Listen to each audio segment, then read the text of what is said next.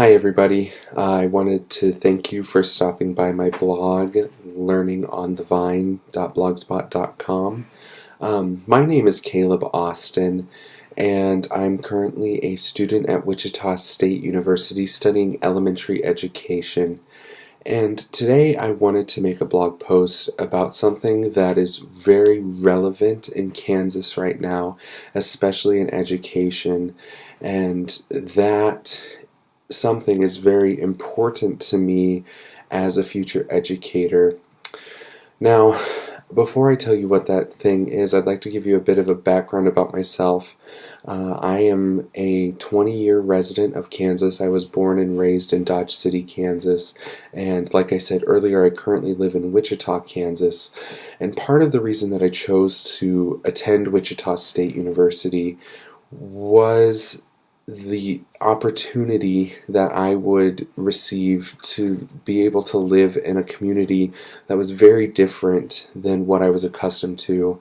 And unfortunately, one of the biggest differences in this community that I now realize really isn't different from any other community in this state is that the stratification between wealthy and poor is enormous.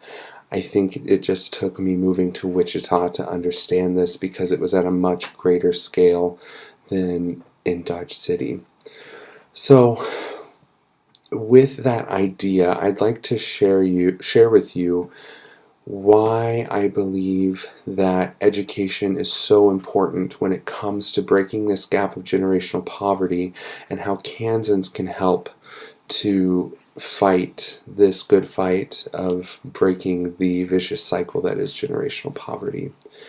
So some of my general beliefs about poverty are that poverty is definitely generational. You know, kids who are growing up in poverty usually grow up in poverty because mom and dad are poor, grandma and grandpa were poor, and their parents before them were poor as well. And so this just creates a vicious cycle of, well, we're always poor, we've always been poor, we're going to be poor, and this is just the life, this is just the hand that you were dealt. Another big key factor in my belief is that poverty is preventable. Now, circumstances come up and people live in poverty because they have no other choice. But here's why I say poverty is preventable, and that's because I believe that by empowering people and children through education, we can truly fight this fight in generational poverty and fight this cycle and break that chain that says, well, we've always been poor, we're going to be poor, there's nothing around that. So with this idea that generational poverty exists and it's very hard to break that cycle, but it is possible through education, we then have to have the conversation of, well, how are we going to do this? And part of that conversation is money, unfortunately. We live in a society where the dollar is almighty and all of our ideas and all of our resources come from money. Whether it be curriculum, whether it be technology, it all costs something. So when states like Kansas fund schools through block grants and fund schools in such a way that the students' needs are never going to be able to be met, I find it a bit ridiculous, especially when we say we need to have this conversation about poverty and we need to break this chain. So, the fact that in Kansas, it has gone to the state Supreme Court multiple times, this case of schools are underfunded in Kansas, and it's been proven that this is unconstitutional, yet our government and the state house appeal this court ruling on multiple occasions is just astounding to me, and it should be astounding to everybody who cares about Kansas kids in public schools in the state of Kansas. Now, unfortunately, when school districts are handed this block grant and are told, do with this as you see fit, sometimes schools within school districts are underfunded because of the population and because of what the school board sees fit that that school can have and can handle. And this again just creates another vicious cycle of generational poverty, this time in education though, educational poverty.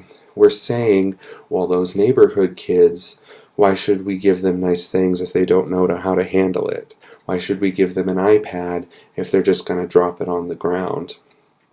Well, what are we basing that assumption off of? We're basing that assumption off of the thought that, well, their parents were never able to have nice things in their schools, so why are these kids? And we're creating that cycle again of generational poverty, except this time it's generational educational poverty.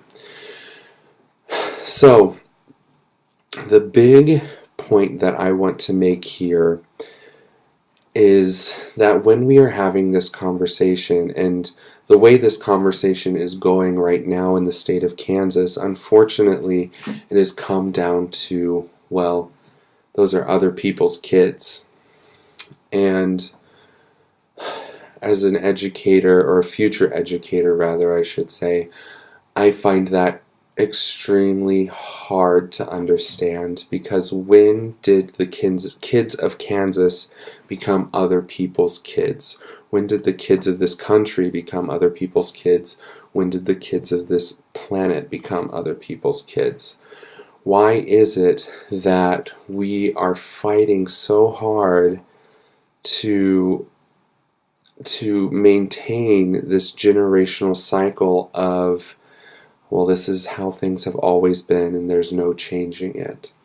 So I want to challenge you, the viewer of this video, to think about what you mean when you say other people's kids, or when somebody says other people's kids.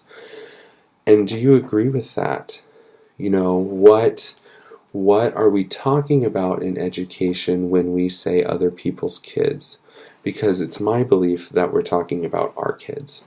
So, my challenge to you tonight, or I guess it's tonight, but today, or whenever you're viewing this, is to share this video with your lawmakers, share this video with school board members, with superintendents, with people in your community, so that we can really start this conversation. Because quite frankly, if we do not have this conversation now, we might never have this conversation, and this problem will only get worse. So I encourage you to comment on this blog post. I'm sure I will upload this to YouTube as well, and share it and really start a conversation about generational poverty and the underfunding of schools in this state.